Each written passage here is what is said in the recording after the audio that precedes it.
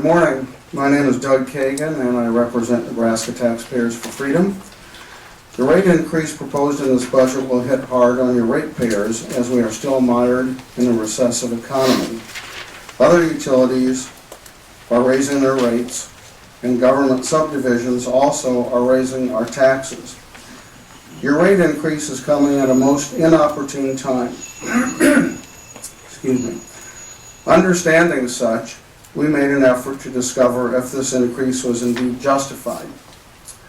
From our examination, it appears that a series of unforeseen and unfortunate events conspired with one another to cause a large increase of expenditures in your budget, specifically the Missouri flood, hypercritical federal inspections, lower off-system sales out of state, and demanding facility infrastructure renovations and repairs. However, having said that, some of the decision-making process in handling the Fort Calhoun shutdown appeared to us as a lapse in good management. Notwithstanding, although I say this with much reluctance, our organization does understand the need for this rate increase at this time. With this understanding, I hastily add that taxpayers urge this board and utility to follow through with these suggestions. Although congressional gridlock now prevents efforts to eliminate and curtail burdensome federal regulations, OPPD nonetheless, as a member of a utility coalition, must continue to fight strenuously against federal government regulations and mandates, particularly unfunded ones. Accelerate your gravitating towards a less costly employee-defined contribution benefit plan to save on labor costs. Lobby the legislature to further reform the Commission of Industrial Relations, forcing it to acknowledge total employee pay packages, including all benefits, and then look at only comparables in other regional communities, or to eliminate the commission altogether. Actively explore the possibility of cooperating with other public bodies like cities, counties, etc., to save dollars by sharing facilities, equipment, and employees. This process is already being done in the state of Iowa. In future, we will closely scrutinize your cost savings promised from this plan so that you then can and should pass along to ratepayers in the form of stabilized or lower rates. Thank you. Thank you. Yes, ma'am. Good morning. My name is Tanya Ward, and I'm the president of and founder of Energy Rescue, which is a nonprofit here in Omaha that helps people when they get shut off by OPPD. Over the past 5 years, we've worked with you, helping those that fall through the cracks of not receiving utility assistance when OPPD shuts them off. I deeply appreciate OPPD working with our agency. I understand you raising the rates for your nuclear and for whatever other reasons, but your rate increase will make my job a lot harder. With the increased cries for help we receive, since agencies continue to have disqualifiers, creating this high volume of customers not able to find help, and they're running out of funds the second week of each month, can OPPD please consider giving a longer extension period for those who call you and request more time to pay? And can you please provide support for weatherizing homes and support the clean energy options that are available to you? When you do this, you will help offset your rate increase by supporting energy savings for all of your customers. Thank you. Thank you.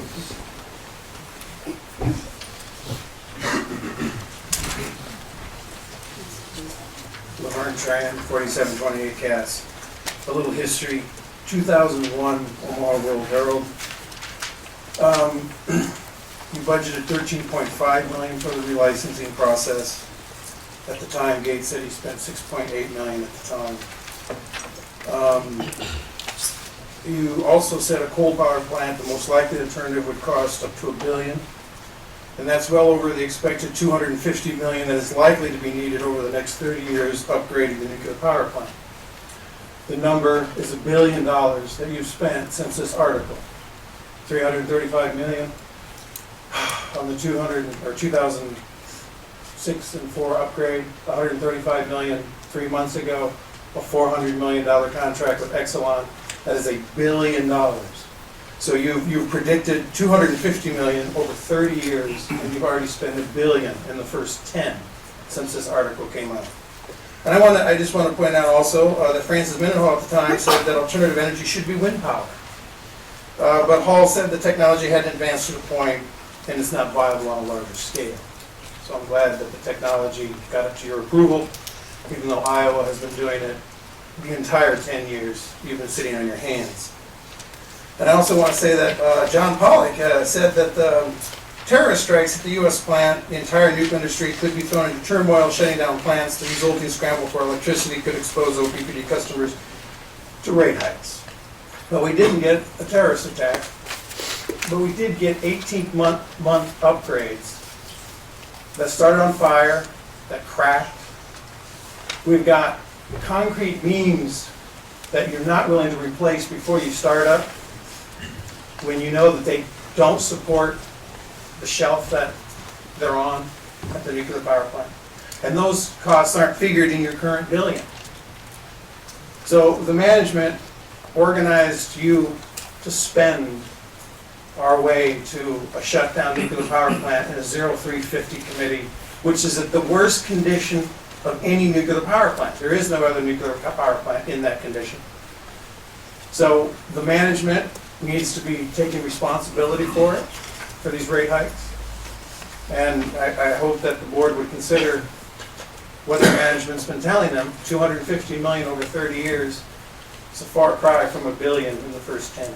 So these are the reasons why you're really breaking our heights up, or height day, whatever. Have a good day.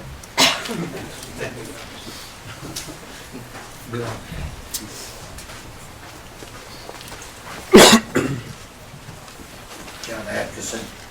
Just want to point out one thing that sort of slid by, the reversion to the use of higher sulfur coal because it's a lower price. Just want to point out that that seems to contradict the new and improved mission statement, which mentions environmentally sensitive. Also, I think verifies the need for regulation. Was Casper set aside? Some folks breathed a sigh of relief and said, "Well, we don't have to change." And we'd like to point out that it'd probably be a good thing to go back to that lower sulfur coal. Thank you. Thank you. Any other comments? There being none, roll call, please. Kavanaugh. Yes. Green. Yes. McGuire. Yes. Sheave. Yes. Ulrich. Yes. Dodge. Yes. Motion carried. Item number 9, resolution number 5939. Now therefore be it resolved by the Board of Directors of the Omaha Public Power District hereby approves 1, a general rate adjustment of 7.3%, $64.1 million. 2, revisions to the electric rate schedules, service regulations, OFFIT, WAPA contract rate as shown on Exhibit A, and miscellaneous revisions to various rate schedules as shown on Exhibit B, all to become effective January 1, 2013. And 3, the amortization of $39.9 million of 2012 fuel and purchased power costs to be recovered in the district's fuel and purchased power adjustment charge over a 2-year period of 2013 and 2014. So moved. Second. Mr. Chairman, what we just previously voted on was the corporate operating plan. This is the actual rates that will support said plan that we just approved. I might, as further comment, just say that the letters from our independent engineer and auditor, rate consultant, were noted in a presentation by Mr. Easterling, and both recommended this. And it does provide the support for our mission of being reliable and affordable and environmentally sensitive. And I would recommend approving these rates to support the corporate operating. Thank you. Additional comments from the board? Mr. Chairman, I would like nothing more to come in here and say, hey, let's reduce this increase, or let's not have an increase at all, because I can be the hero here and have a great soundbite and say, boy, it should be nice if we can not raise it all. Let's go back and tighten our belt further. Let's go back and visit our expenditures and such. But however, I can't. We have looked critically and hard at the operating plan, looking for ways to cut. Asked a lot of questions of Mr. Easterlin and Mr. Gates and the other senior management folks about ways we could possibly reduce the increase, tighten our belts, cut spending, what have you. I'm confident with the answers I've been provided that this is as lean as we should go. One other thing we should point out too is if we would say, hey, let's go back and cut it in half, find a way to get it done. One thing we could do is jeopardize our bond rating if we would try to cut corners and cut financial corners. And we don't want to do that. Obviously, for the long term, we need to maintain our high bond rating. So then that's one more point I wanted to point out that hadn't been mentioned so far, was that would be an issue if we don't do the financial improvement thing. I really wish we could avoid this increase. I don't want to pay it any more than anyone else in this room does either. And I appreciate you coming out here and giving us your thoughts on this. And however, I feel this is a necessary thing to do. It's responsible. Well, thank you. Any further comments from the board? Comments from the public? Yes, sir. Marty Brown, 14818 Berry Circle. I'm a volunteer for NTF, Nebraska Taxpayers for Freedom. Background is Costa County franchise owner.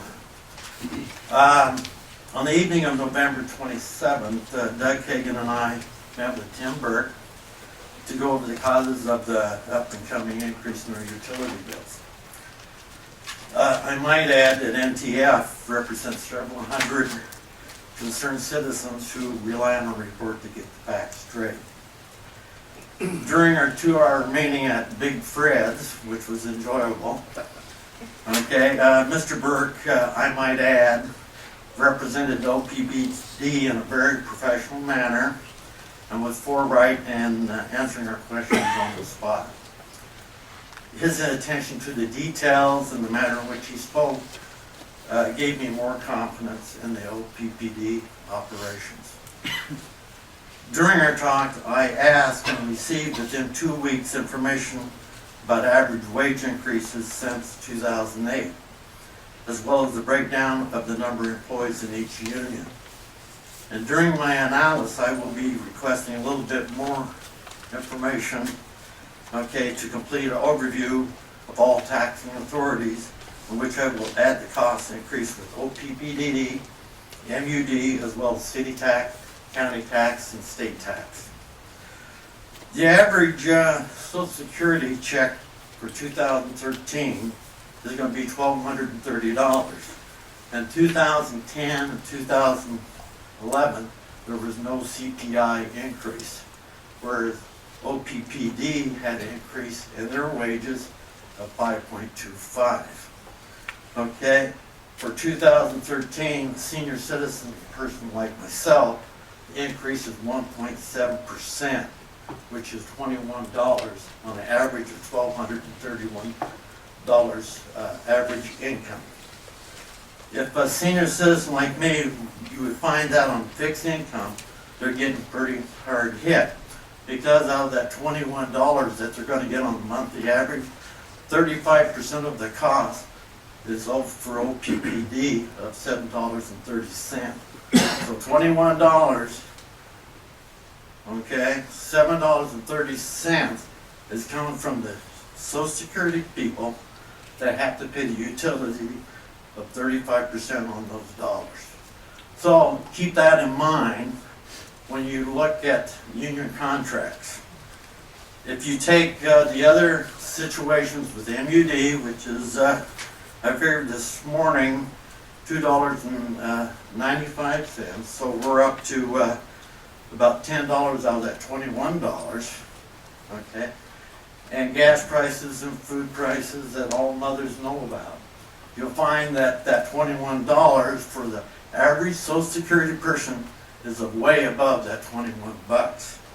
So the cost of labor and benefit healthcare, and pensions has driven up the cost of doing business, and having to deal with the CRR is not a favorable endeavor for any authorities, and certainly not a favor for taxpayers. What I hope to you understand today, that any increases without cost of savings in the operation OPPD, you'll be judged in the future. Thank you. Thank you.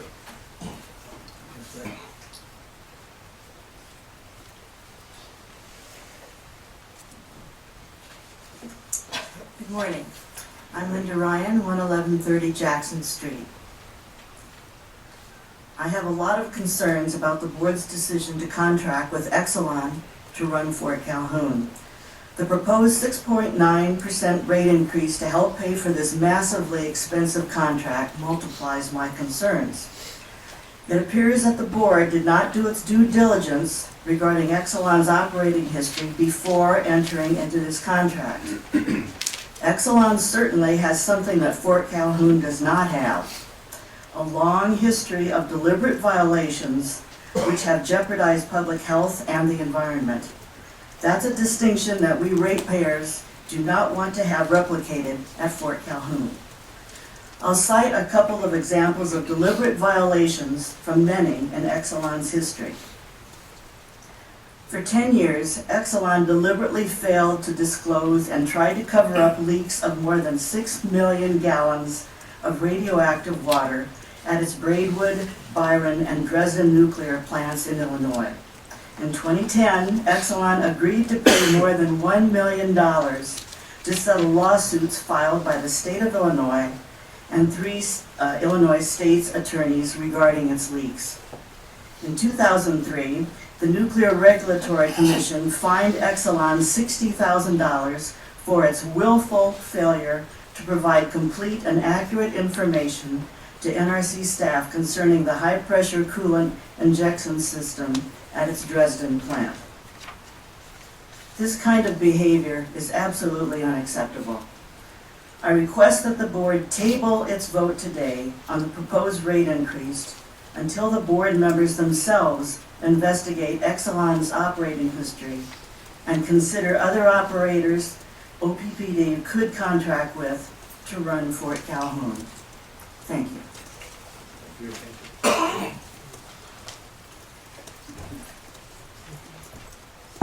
Good morning, my name is Mary Ann Kresman, 1902 O Street. The board's decision to contract with Exelon to operate Fort Calhoun day-to-day was ill-considered and unwise. Raising rates to pay Exelon is equally unwise. I am troubled that the board effectively shut the door on meaningful public input prior to the board vote in August. The proposal to contract with Exelon suddenly appeared on the agenda the night before the board voted on it at its August 16th meeting. This maneuver ruled out any real opportunity for the public to provide informed input regarding Exelon prior to the board's vote. It's also troubling that the contract is being withheld from us, the public. In addition to OPPD management keeping the public in the dark about a contract, it appears that the directors are also in the dark regarding Exelon's true operating history. I've done some research since August. Let me shed a little light on Exelon's less than stellar track record. In 2005, the NRC issued a notice of violation to Exelon after an engineer at its Byron plant in Illinois engaged in deliberate misconduct when he failed to perform assigned surveillances of ventilation systems, and he falsified the records to show the surveillances as completed. Exelon was fined $65,000 in 2009 after the NRC received tapes of several security guards sleeping while on duty at Exelon's Peach Bottom nuclear plant in Pennsylvania. An NRC investigation determined that multiple security officers at the plant were deliberately inattentive on multiple occasions. I'd like to know whether any of the board members themselves looked into Exelon's operating history rather than relying upon what OPPD management told them. Anybody?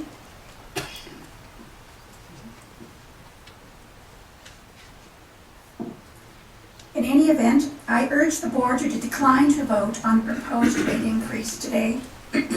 Instead, the board itself should take a thorough and clear-eyed look at Exelon's operating history, a history whose essential facts are available in the public domain. Once you do this, I think you will see that there's no guarantee that Exelon will improve Fort Calhoun's operation. Thank you. I'd like Gary Gates to comment. Who has word? Yeah, I think wait till the end. Just wait at the end. Yeah. Yes. For the next few comments. Good morning, Mike Ryan, 11130 Jackson Street. I too think it would be very unwise for the board to increase rates to pay for the contract with Exelon. It seems pretty clear that the board did not do its homework prior to contracting with Exelon for an exorbitant amount of money to run Fort Calhoun. First, output from Fort Calhoun is not essential to meet peak demand by its customer owners. Second, in light of Exelon's history of violations, which includes deliberate misconduct, contracting with Exelon to operate Fort Calhoun is more likely to diminish Fort Calhoun's performance and jeopardize public safety rather than improve it. While Exelon may claim to have fixed problems when it is cited for violations, the record shows that in reality, the problems keep reoccurring. For example, after it received a notice of violation for failure to provide complete and accurate information to the NRC regarding reactor operator licensing at its Clinton plant in 2003, Exelon committed a very similar violation at its Dresden plant. In another example, the NRC cited Exelon in 2001 for violations at both its Limerick and Peach Bottom nuclear plants for willful creation of inaccurate and incomplete siren testing maintenance records.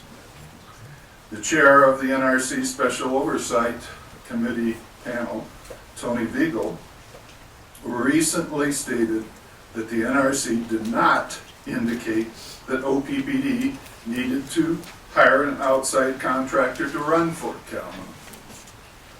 In light of this, I wonder whether hiring and paying massive amounts for an outside contractor is really necessary. If a contractor is necessary in view of Exelon's documented history of willful violations, is Exelon actually the best one out there? I'd also like to know whether the board seriously considered any other operators to run Fort Calhoun. If so, who were they? And I'd like a response if possible. I think after everybody hasn't had a chance to speak, Mr. Gates will answer that. Okay, I'll wait then. I'd just like to remind you that we're hoping that 3 minutes is about as much time as speech. Okay, I said I had one sentence here to finish. I asked the board to table its consideration today of the proposed rate increase until the board seriously considers other operators who may run Fort Calhoun more safely and at less cost to ratepayers. Thank you. Thank you.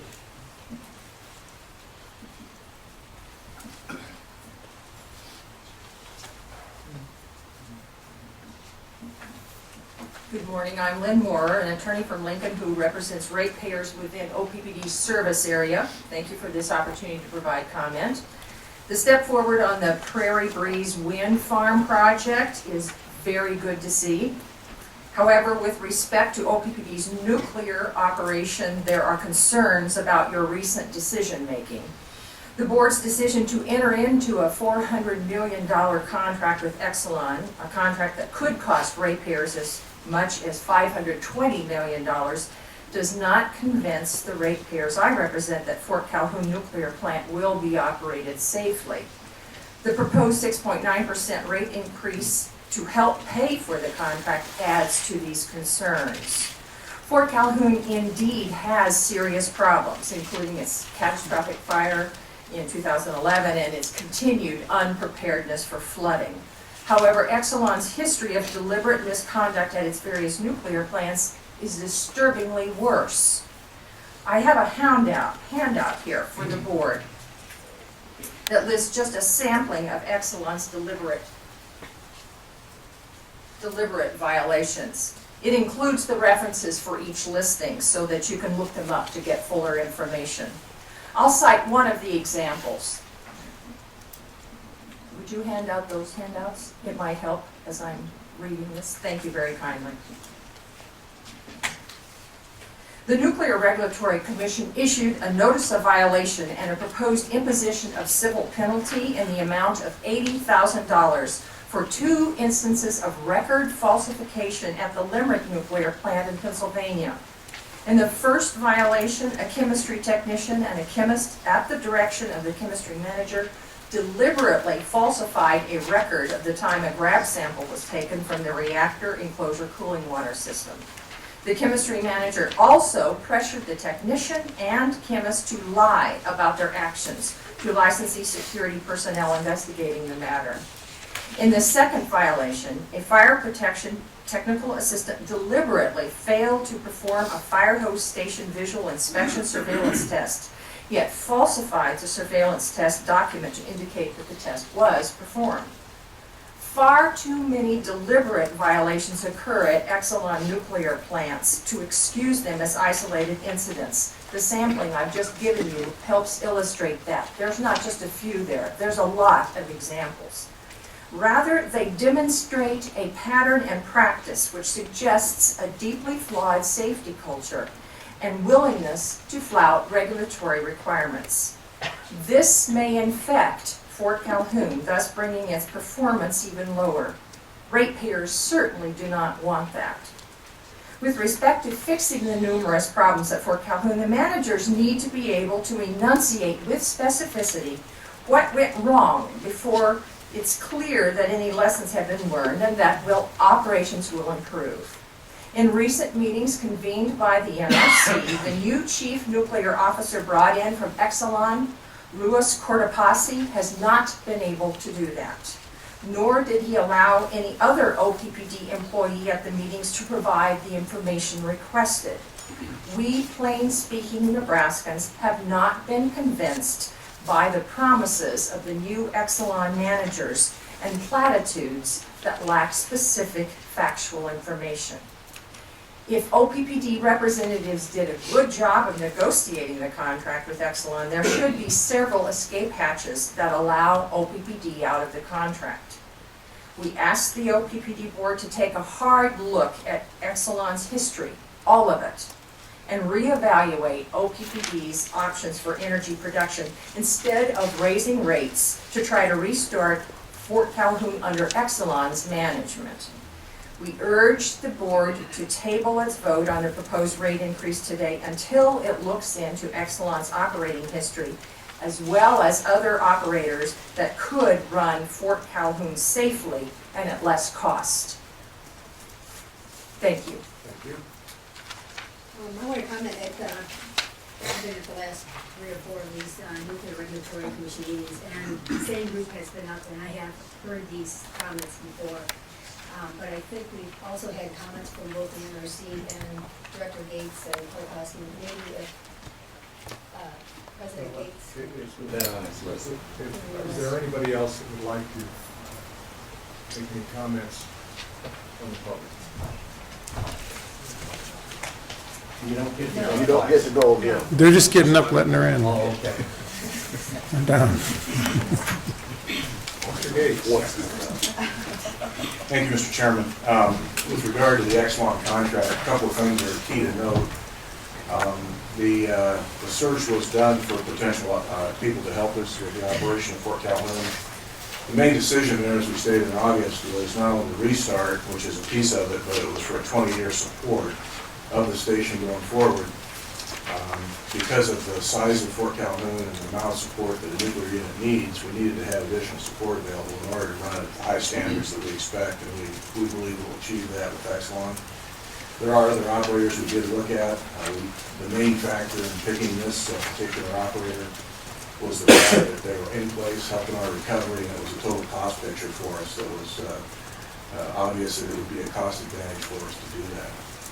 With regard to monitoring Exelon's performance going forward, and still a majority, vast majority, obviously, of the people at Fort Calhoun are OPPD employees. Our contract calls for 10 Exelon individuals, going to 5 individuals there in 2016.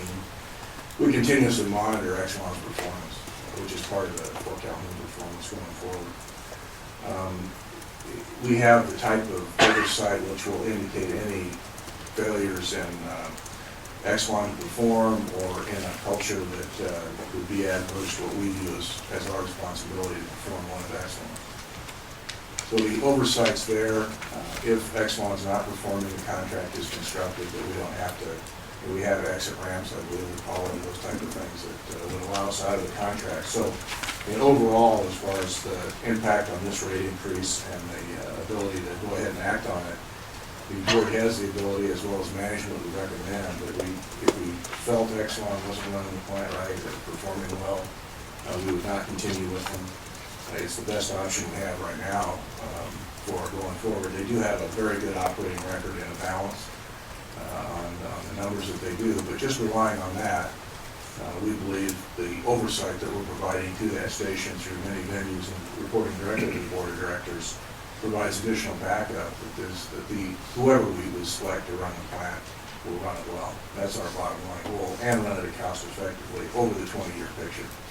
As Edward Easterlin said, our CFO, the analysis of it indicates that it'll eventually be cost savings for us as we implement the Exelon management model and go forward. So it's over the 20 years, it's a net present value that's positive to the operation of the unit, which is part of our criteria going in as well. So it's important to us that we have those abilities to monitor Exelon, to take action with Exelon if we need it, and that they're there to provide that backup, the large backup that you need for a nuclear unit going forward. And we believe from our analysis and looking at their performance, they'll do that, but we'll be watching it very closely and making sure it happens. Thank you. Another contract, what I would add, since this came out of my committee to come to the board, is that what we've done with Exelon at Fort Calhoun isn't any different than what, hopefully, is better than what the NPPD did with Entergy. Because Entergy has a similar situation at the Cooper Nuclear Station and ran into the same problems we did, which is the fewer and fewer single unit plants out there to run, but you needed to be part of somebody else's fleet. And that's where we came down on it. And so they did that 10 or 12 years ago and seem to have successfully run that plant since then. And we found ourselves in a position where we needed to some outside assistance to do that, and that's why the Exelon was chosen. There aren't a lot of companies out there with nuclear management teams ready to come in on a moment's notice, but Exelon was able to put together a very good group of people to come help us run and manage that plant. And hopefully in the future it will provide us at least some cost savings as it progresses. But right now, while it's down, yes, costs money to manage and operate and prepare a plant that is not operating, which is why there's less excess energy to sell to other people, why there are costs, and why there is increased costs in terms of buying energy from other people. So it all comes together, and that plant is only a part of what we're doing today. There are a lot of other features which Mr. Easterman has presented to everybody, and everyone has that's here has been given an opportunity to have their say. And we thank you for the presentations that you made to us. It was thoughtful. Why was it a private instead of a public? I'm sorry. You know, in parliamentary terms, that's called the cry of the rabbit. I'm sorry, so why was the bidding process private instead of public? When you were searching for, why was that not put out as a public bid instead of a private Professional bid? services. Professional services. You don't bid out architectural work, you don't bid out professional services, Why not? State law. Go talk to the legislature. Clear things up. Yes.